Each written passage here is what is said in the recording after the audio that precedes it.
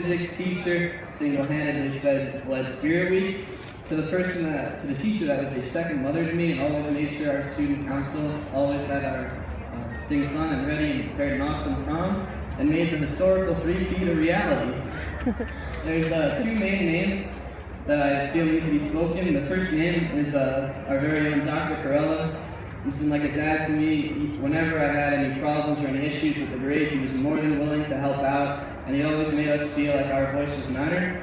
And the second is a close friend of everyone in the grades. He was here for 12 and a half years, and he couldn't graduate with us. He actually moved to another town that's irrelevant. We just like Toby Ferry to know that he's still a knight, and that means he's still Batman.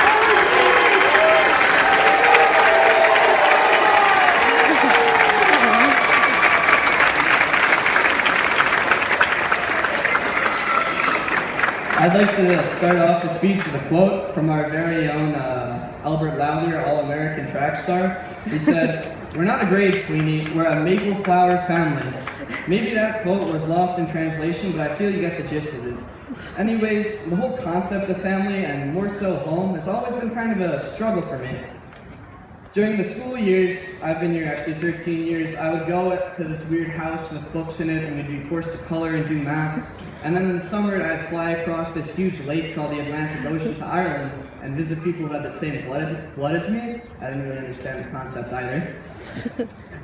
And from what I learned is home is not some grassland of patties or pints, but it's also not the land of freedom and french fries. Home is surrounding yourself with people who love you and want you to go far in this world. So wherever you guys are, I'll call home. That's why our grade has been able to overcome everything from pneumonia, the loss of loved ones, bad breakups, tough sporting losses, and the school's lunch food. We've come back stronger than every challenge we've faced because we've done it together.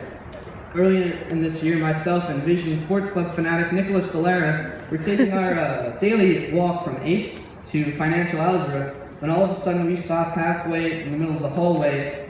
And he says, his eyes like glued to his phone, he says, "Oh my God." And I'm just here picturing all the worst case scenarios running through my mind. He looks up to me, and what I see is a tear come down his eyes, and he tells me, "I just liked an Instagram pic from 9 hours ago." You see, no problem is as daunting when you realize it has to go through you.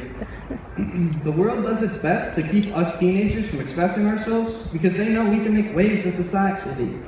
Being perfectly honest, I'd rather work on a school project with Aiden and Stephen Hawking.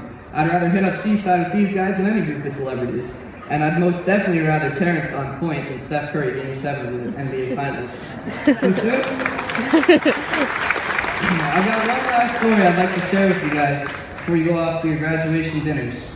Last summer, I worked with my father on his construction site for approximately one and a half to 2 days, and I hated every single second of it.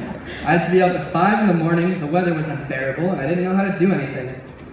I stuck out more than that cousin that insists on wearing a white dress because they didn't get invited to the bridesmaids list. Like, why would you wear a white dress? This is a wedding. But anyways, getting off topic. I'd like to point out that there are people in this crowd that work paycheck to paycheck, 9 to 5 every day, and hate what they do. My question is, why? The world is changing. Kim Kardashian is considered talented, and not only does my father have a Facebook account, he won't accept my friend requests. If you don't have a dream, find one. And if you have a dream, chase it to the end of the world. If you love art, go buy a smock and a palette and paint. If you want to be a CEO, get out of that chair and make some connections. If you want to be the president of the United States, please come quick and save us from this election. One day we're going to be in those history books.